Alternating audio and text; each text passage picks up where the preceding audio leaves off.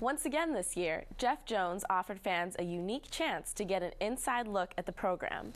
Jones hosted his annual Chalk Talk after a recent practice, and he gave us a front row seat in Bender Arena.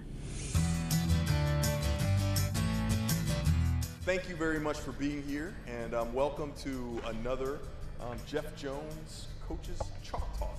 The purpose of the Chalk Talk is to really give our fans an opportunity to have an intimate kind of conversation with our coach, Jeff Jones. Jeff he's great with our fans.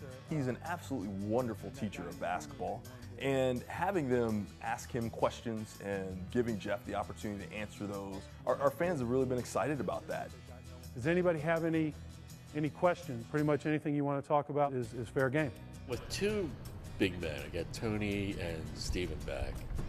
How do you keep them from getting like too bunched together and kind of clogging the offense, if you know what I mean? Spacing is really, really important. You know, this is Tony right there, and the ball is over here, and Danny's got the ball. This would be the weak side here, the strong side here, and the weak side, if they're fronting or they're high side trying to deny that pass in, and especially if this guy is cheating to protect there, you know, we always want that guy to be ready to flash. But that's just an example of the two playing together and kind of how you try to have them complement one another. Returning guys this year, who would you say has made the most strides since the end of last season? I definitely have to mention Danny MUNOZ. It's funny how guys entering their senior year, they seem to find an extra gear. You know, I don't think it's as simple as just, you know, they're more mature. I think there's something, whether it's conscious or unconscious, that kind of compels them to go the extra mile. And Danny found that. So Danny would be one, and I think of the returning guys, you know, Tony WROBLICKY. In the last 2 weeks, you know, we've seen kind of what we had been hoping for and expecting from Tony. If he ever figures out that he's got a right hand, look out. And then the third guy, John Schoaf, confidence.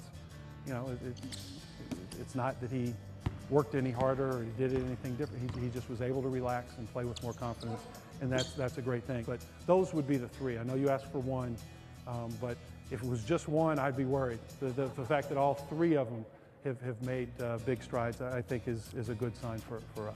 Jeff is an amazingly honest and candid guy.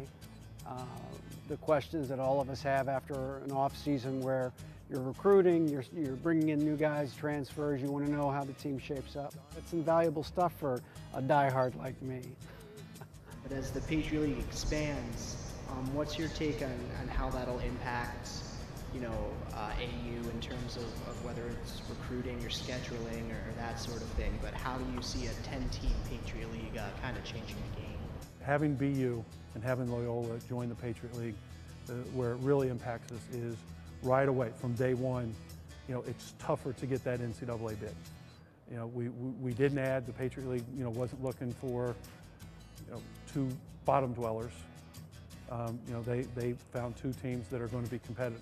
I love it because it's the beginning of something. We don't know what this team's going to look like in March. Over the course of 28, 29, 30 games, you really see a team develop. You see people become leaders, and that all starts now. Anytime Jeff gets in front of our fans, it's a really good thing for us, just because he's so knowledgeable, he connects with them really well, and they enjoy him so much that he's such a great ambassador for our department.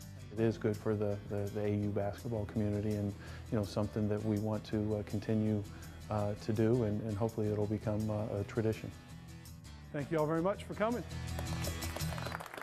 Coach Jones also uses his weekly radio show to give fans a chance to keep up to date on the program.